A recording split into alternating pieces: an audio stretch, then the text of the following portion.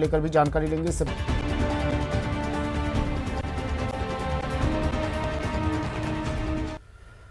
नमस्कार, 20 मिनट 20 खबर में आपका स्वागत है। मैं हूं आपके साथ सुमित गुप्ता। इस बुलेटिन में हम आपको प्रदेश से लेकर देश के अलग अलग हिस्सों की खबर दिखाएंगे।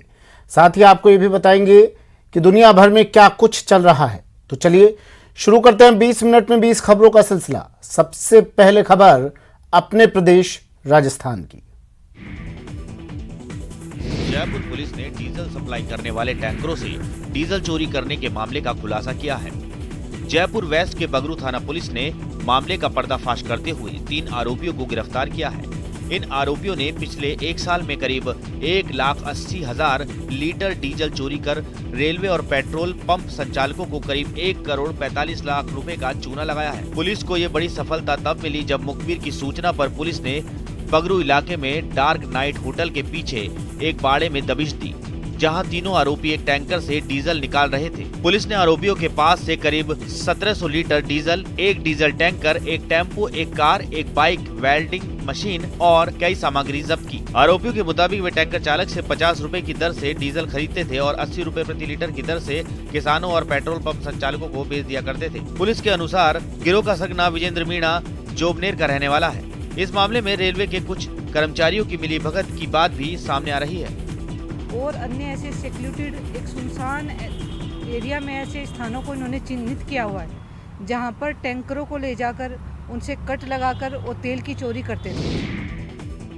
परिवहन और सड़क सुरक्षा विभाग की ड्राइविंग लाइसेंस के जरिए अंगदान की घोषणा कराने की पहल को लगातार समर्थन मिल रहा है। अब इस मुहिम को धरातल पर उतारने और आगे बढ़ाने के लिए state organ and tissue transplant organisation यानी सीटो भी शामिल हो गया है। इसको लेकर परिवहन विभाग में परिवहन एवं सड़क सुरक्षा आयुक्त महेंद्र सोनी और सीटों के पदाधिकारियों के बीच विस्तृत चर्चा हुई। बैठक के बाद सोनी ने बताया कि अंगदान की सहमति देने वाले ड्राइविंग लाइसेंस धारियों का डेटा सीटों को दिया जाएगा, ताकि सहमति देने वाले लाइसेंस धारक की मृत्यु या ब्रेन डेड होने पर उनके परिजनों की काउंसलिंग आसान हो। परिजनों से मृतक के अंगदान की सहमति में मदद मिलेगी। सोनी ने बताया कि अभी तक 3,14,000 से अधिक ड्राइविंग लाइसेंस धारी अंगदान की घोषणा कर चुके हैं। संभवतः ये आंकड़ा पूरे देश में सबसे अधिक है। आपको बता दें कि भारत में अंग नहीं मिलने के कारण हर साल 5 लाख से ज्यादा लोगों की असमय मौत हो जाती है। ऐसे में परिवहन और सड़क सुरक्षा विभाग की अंगदान कराने की ये मुहिम ऐसे लोगों के लिए वरदान साबित होगी।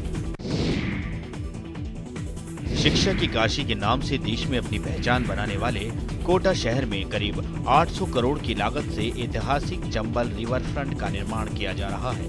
इस चंबल रिवर फ्रंट के दोनों किनारों पर कई अन्य ऐतिहासिक रचनाएं भी की जा रही हैं। इसी कड़ी में एक और विश्व कीर्तिमान बनने जा रहा है। जी हां, चंबल रिवर फ्रंट के सकतपुरा साइट पर विश्व की सबसे बड़ी घंटी का निर्माण होगा, जिसका वजन 57,000 किलो होगा।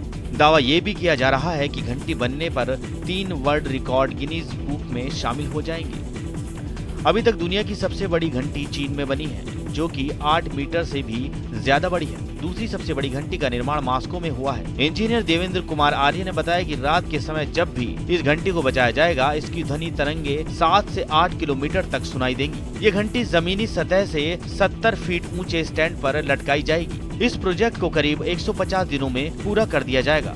इस बेमिसाल घंटी की उम्र 5000 साल होगी। इस घंटी की सबसे बड़ी खासियत ये रहेगी कि ये दुनिया की एकमात्र और सबसे बड़ी सिंगल पीस कास्टिंग होगी।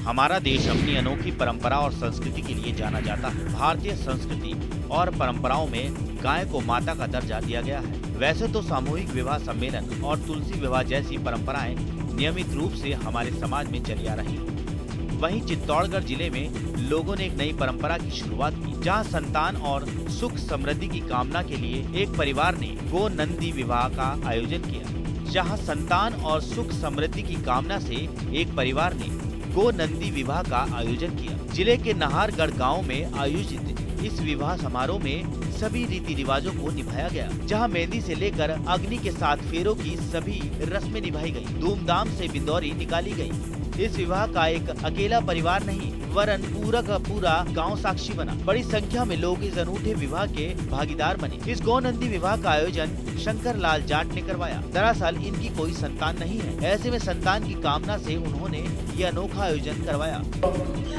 गौ माता का है जो सतीश ही कह रहा हूँ, ये देश का है जो वासी है, इसलिए कराया।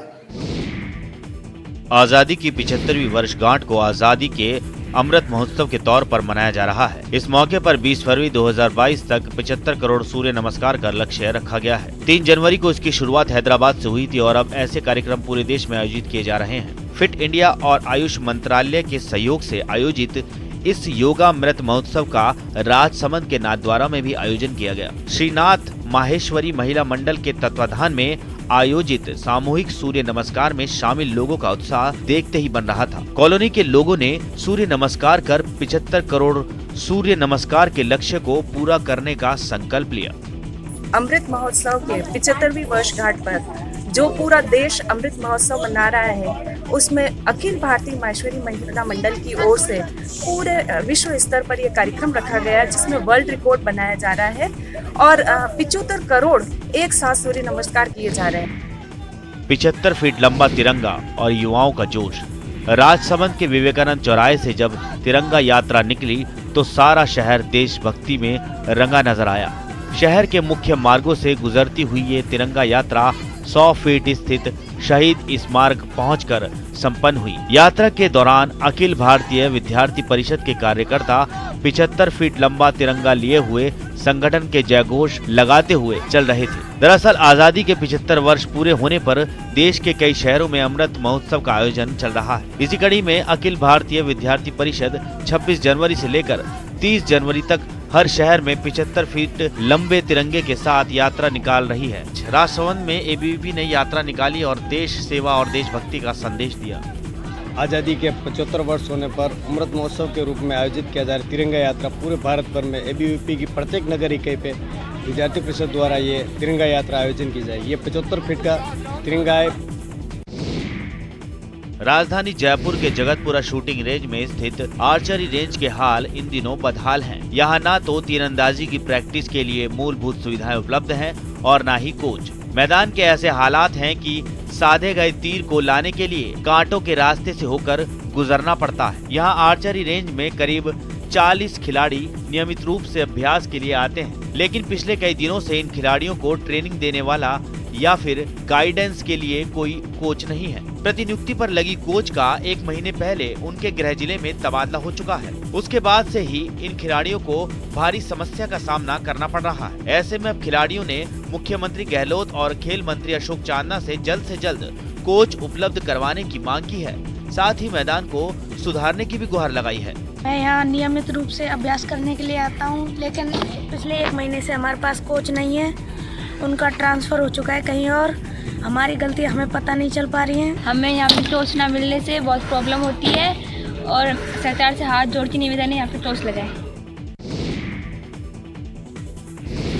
बूंदी के रामगढ़ विषधारी वन्य जीव अभयारण्य को टाइगर रिजर्व के रूप में NTCA की अनुमति मिलने के बाद इस अभयारण्य के फिर से आबाद होने की उम्मीद बढ़ गई है। अरावली की पर्वत श्रृंखला के बीच निकल रही मेज नदी और सघन वन के 307 वर्ग किलोमीटर क्षेत्र में फैला ये रामगढ़ विषधारी अभयारण्य को टाइगर रिजर्व का दर्जा मिल जाए तो सवाई माधोपुर की तरह ही बूंदी विश्व पर्यटन मंच पर अपनी पहचान बनाने में सफल होगा। जंगल बुक के रचयिता और बाल साहित्य के नोबेल विजेता रुडयार्ड किपलिंग की पसंदीदा जगह रही बूंदी में ऐसा बहुत कुछ है जो परदेसी सैलानियों को दीवाना बना सकता है। रामगढ़ टाइगर रिजर्व को केंद्र की ओर से मंजूरी मिल चुकी है। फरवरी के पहले सप्ताह तक इसके नोटिफिकेशन की उम्मीद है और सब कुछ ठीक ठाक रहा तो मार्च तक टाइग्रेस छोड़ दी जाएगी। फिर तो बूंदी में टूरिज्म का नया आसमान मिलेगा। यह भी संकेत है कि यहाँ इस साल 2 टाइग्रेस और 1 टाइगर छोड़े जा सकते हैं। रणथंभौर का एक टाइगर पहले से यहाँ घूम रहा है। रामगढ़ कुछ दशक पहले तक बाघों का मैटरनिटी होम कहलाता था, यानी बाघों का जच्चा घर। 90 के दशक तक यहाँ 14 बाघ बाघिन थे, पर फिर लुप्त होते गए।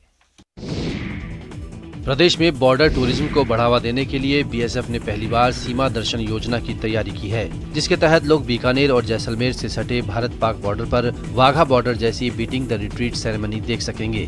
फरवरी के दूसरे सप्ताह में ये आयोजन आम नागरिकों के लिए शुरू हो जाएगा। सीमा पर पाबंदियों के चलते सिर्फ भारतीय नागरिक ही इसमें भाग ले सकेंगे।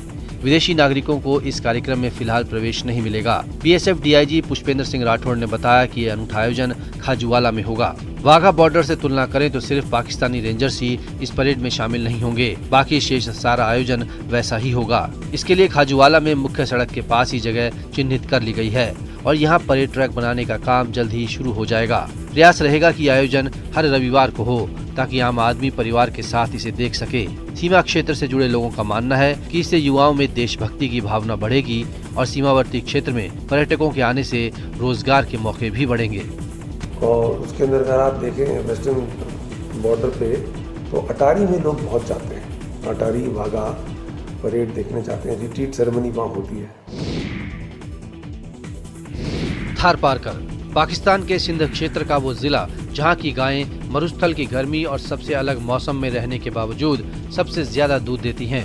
भारत और पाकिस्तान अलग होने के बाद ये गायें इस रेतीले मरुस्थल को पार कर भारत भी आ गईं, जिसके बाद थार को पार करके आने और मूलतः पाकिस्तान के थार पारकर से संबंध रखने वाली गाय का नाम भी थार पारकर हो गया। 45 डिग्री के तापमान में जहां गायों के दूध में 30 से 40% तक गिरावट आ जाती है, वहीं थार पारकर गाय की सेहत पर इसका कोई प्रभाव नहीं पड़ता, जिसे देखते हुए इसके लिए केंद्र सरकार ने जैसलमेर में बुल मदर फार्म की स्थापना की, जिसके बाद 1984 में सुखाड़िया विश्वविद्यालय के हाथ में इस केंद्र की कमान सौंप दी गई। उसके बाद 2010 में बीकानेर के राजस्थान पशु चिकित्सा और पशु विज्ञान विश्वविद्यालय को इसका जिम्मा सौंपा गया। साथ ही जैसलमेर के चांदन में स्थित बुल मदर फार्म का नाम बदलकर पशुधन अनुसंधान केंद्र कर दिया गया। केंद्र सरकार का बुल मदर फार्म लगाने का उद्देश्य था कि इस उन्नत किस्म के गौवंश का ज्यादा से ज्यादा संरक्षण किया जाए ताकि गौवंश की ये विशेष प्रजाति हिंदुस्तान में विलुप्त ना हो। लेकिन जैसलमेर के चांदन में स्थित पशु अनुसंधान केंद्र अपने उद्देश्य में सफल नहीं हो पाया है।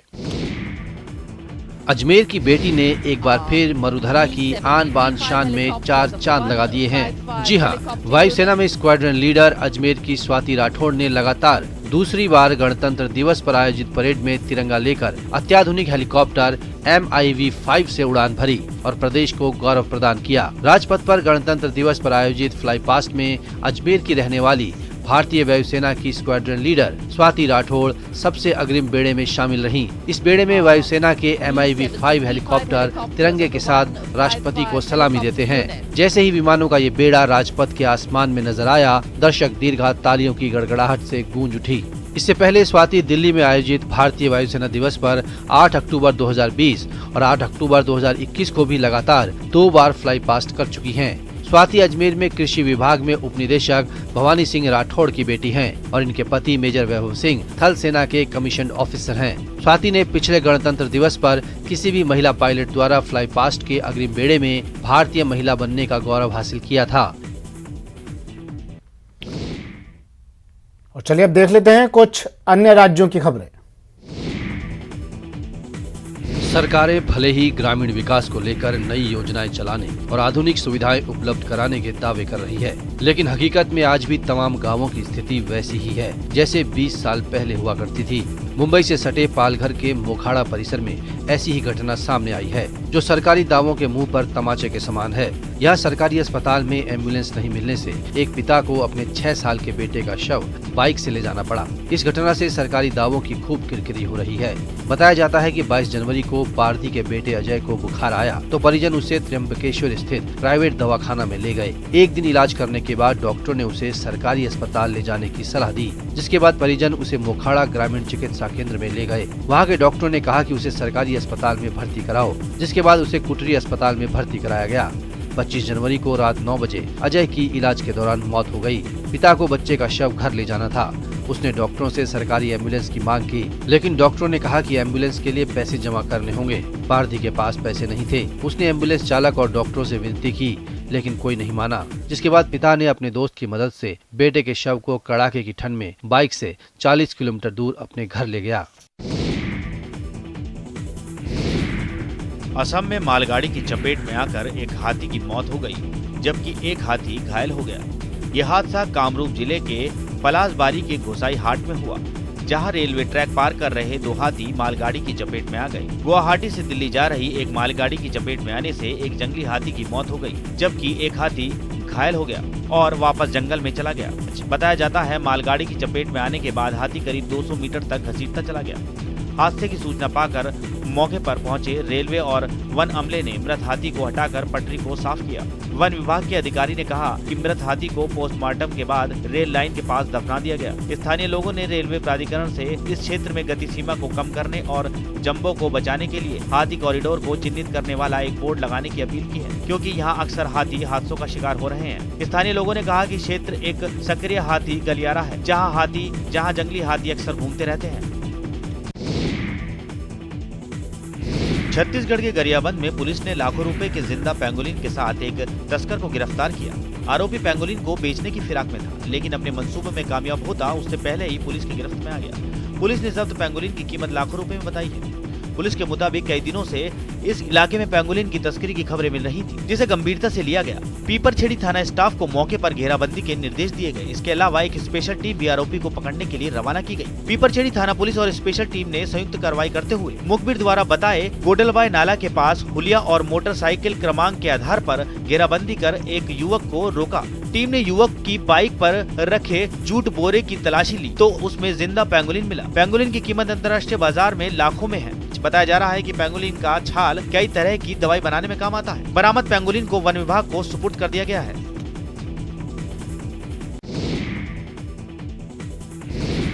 पश्चिम बंगाल के कूच बिहार में उस समय हड़कंप मच गया जब वहां एक रिहायशी इलाके में तेंदुआ घुस आया। बताया जाता है कि दूर के किसी जंगल से भटकता हुआ तेंदुआ रिहायशी इलाके में घुस आया, जिसके कारण लोग कई घंटे तक दहशत में रहे। तेंदुए के घुसने की खबर मिलने के बाद वन विभाग और पुलिस की टीम मौके पर पहुंची और तेंदुए को पकड़ने में जुट गई, लेकिन वो सभी को चकमा देते हुए एक मकान में घुस आया, जिससे लोग घबरा गए।